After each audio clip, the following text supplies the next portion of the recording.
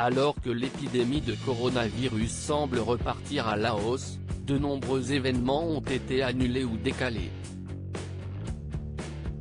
Si est le cas du Festival de Cannes, le plus important festival de cinéma au monde.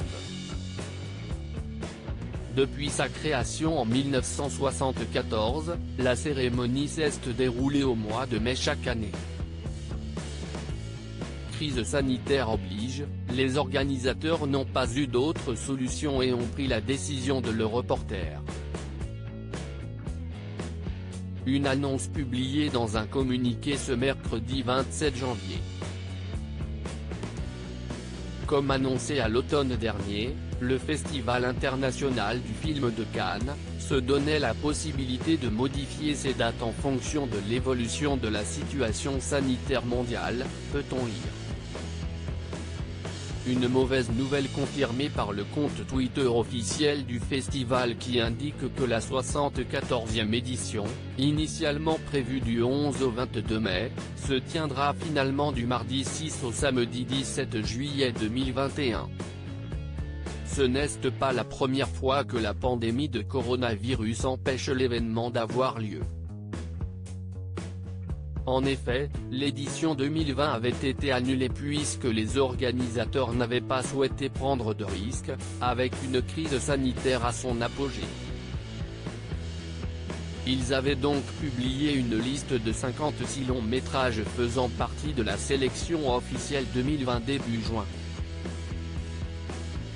Certains d'entre eux avaient été diffusés lors d'une projection organisée en octobre dernier, quelques jours avant l'annonce du second confinement.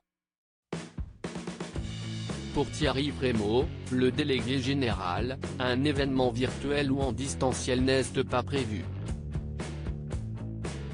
On mise sur une configuration classique, a-t-il indiqué à la fin. Il conclut en affirmant « Le Festival de Cannes est un spectacle vivant ». Un festival est un spectacle vivant en soi. Il n'a jamais été question pour nous de le faire en ligne. La pandémie de coronavirus permettra-t-elle à celui-ci de se dérouler dans les meilleures conditions ? L'annulation des festivals. Le Festival de Cannes n'est pas le seul à subir la pandémie de coronavirus.